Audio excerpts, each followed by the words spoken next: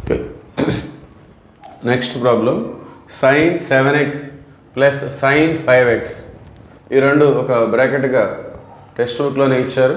అట్లానే sin 9x plus sin 3x, denominator వచ్చేసి cos 7x plus cos 5x plus cos 9x plus cos 3x. Okay, so ఈ మొత్తాన్ని మనం simplify చేసి tan 6x వస్తుందని చెప్పేసి మనం ప్రూవ్ చేసుకోవాలి. ఓకే, సో న్యూమరేటర్లో మనకి రెండు సైన్లు ఉన్నాయి ప్రతి బ్రాకెట్లో కూడా, డినామినేటర్లో రెండు కాస్లు ఉన్నాయి. So sin c plus sin d, అలానే డినామినేటర్లో cos c plus cos d, ఈ ఫార్ములా మనం అప్లై చేసుకోవాల్సి ఉంటుంది. So sin c plus sin d formula వచ్చేసి 2 sin c plus d by 2 cos c minus d by 2, అలానే cos c plus cos d వచ్చేసి 2 cos c plus d by 2 cos c minus d by 2. Okay, so ఈ formulas మనం న్యూమరేటర్లో డినామినేటర్లో apply చేయాల్సి ఉంటుంది. So ఇక్కడ 7xని c అనుకుందాం, 5xని dగా తీసుకుందాం. So let us apply the formula 2 sin c plus d by 2 అంటే 7x plus 5x by 2 into cos c minus d by 2 అంటే 7x minus 5x by 2. Okay, so ఇక్కడ కూడా same formula sin c plus sin d.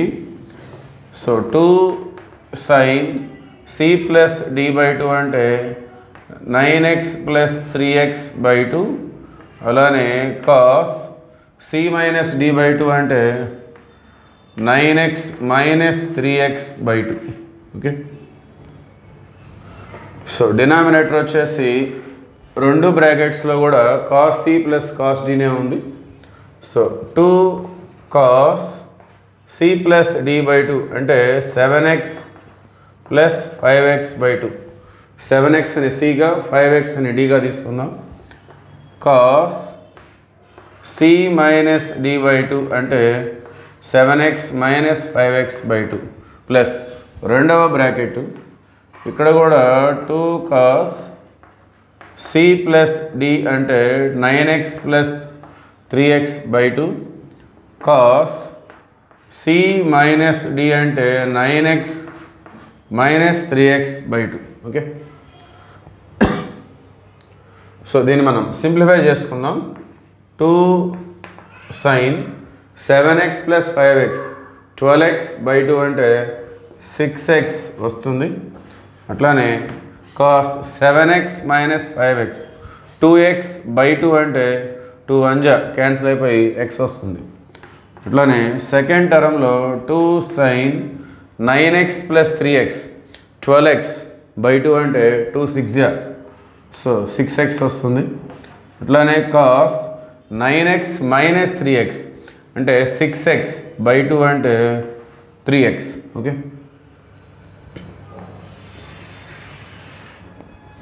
So డినామినేటర్లో కూడా అదేవిధంగా 2 cos 7x plus 5x 12x by 2 అంటే 6x, cos 7x minus 5x 2x by 2 అంటే 1x వస్తుంది, 2 1.